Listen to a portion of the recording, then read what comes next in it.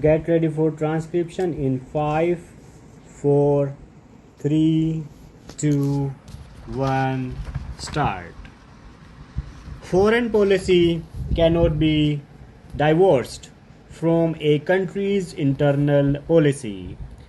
Any country, any government, any political party must decide what it believes, conviction or belief. What is your foreign policy? Some people take the word non-alignment and think that is the whole of our foreign policy. In a way, it is not the word non-alignment, but what non-alignment stands for, namely that we believe in independently judging all issues. We do not wish to be tied to any group or to any country. We are today nearer to 21st century than we are to the 19th. But unfortunately, we find that over large portions of the world, thinking is still very much in the 19th century. The world has changed. We helped to change it because of India's freedom movement, because of India becoming free, and other countries in Asia and Europe becoming free. This has been the greatest change in the world, although it was obvious to us that we would become free and that our freedom would lead to the freedom of other countries. This process came somewhat as a shock to the colonial powers. For some time, they seemed to be stunned by that shock, but it has not taken long for them to recover. And since they have recovered, we see another very subtle changes coming over the world, rather dangerous changed colonialism. This has actually happened in some places, and in other places there have been attempts that it should happen. Therefore, the difficulties before the developing countries are still very great, and we can face them not merely by idealism, not merely by sentimentalism, but by very clear thinking and hard-headed analysis of the situation. I am glad that the seminar has had the benefit of the analysis of the various people who have spoken here about different problems in different parts of the world. I am told there were certain criticisms. We are used to criticism of our foreign policy because any independent path is so much more difficult to pursue and so much more difficult for people to understand than if we follow some beaten path.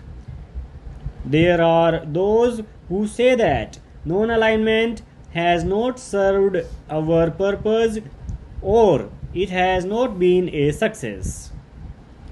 Many of those who have been against non-alignment all these years and who criticized my father and myself for trying to pursue this path are today not attacking non-alignment as such, but are saying that we are not truly non-aligned.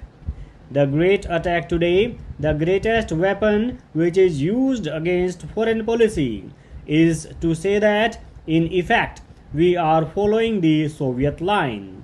Perhaps they think their saying so will frighten us into trying to give up our friendship with the Soviet people. Perhaps they merely think that they will be able to blow up the image of independence which we have amongst our own people and amongst the world. Let us very clear that regardless of what our big newspapers say here, the image of India is very clear outside. It is not an image of a country which follows any group or country. It is an image of a country standing or trying to stand squarely on its own feet. It does not mean that they always think we are right. Many of the countries think that we make mistakes, and on many occasions we go wrong. On all the occasions when we seem to support the Western countries, it is the Eastern group which says we have gone wrong or we have not been strong enough. On those occasions when we have supported the Soviet people, or more likely the African Asian countries, the Western world thinks we have gone wrong. On one occasion, the American ambassador complained to me that we had supported the Soviet Union on more occasions in the United Nations than we had supported other countries. I said, let us look at each occasion. I did not have details with me there and then because this remark was made at a party. But I said, if you look at the occasions on which we have seemed to side with the Soviet Union, what do you find? Were they not issues in which India and the developing countries were vitally interested?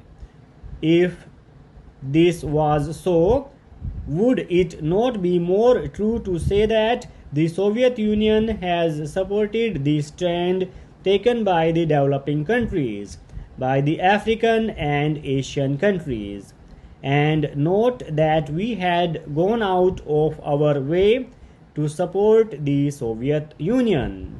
Afterwards, I put this question to the Ministry of External Affairs, and actually, when we counted up, we found that it was not even true to say that we had voted with the Soviet Union in more occasions than we had voted with the other countries of the Western Bloc.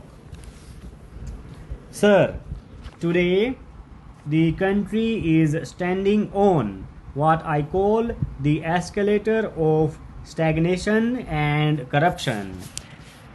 There is stagnation prevailing. Stagnation and inflation go together with fragile institutions. We have no strong institutions. We have combined these things with fragile institutions. They cannot absorb the shock. That is the situation today in India. The result is there will be galloping inflation even in future. There will be escalation of prices in future, but no containment of prices, and your growth rate will suffer. Recession will continue because there is world recession. Demand for our goods will also decline. There is no demand for our goods in the world because of the recessionary conditions in America and Western countries of the world. Now, countries after countries are dictating to us. I am sorry to make this observation.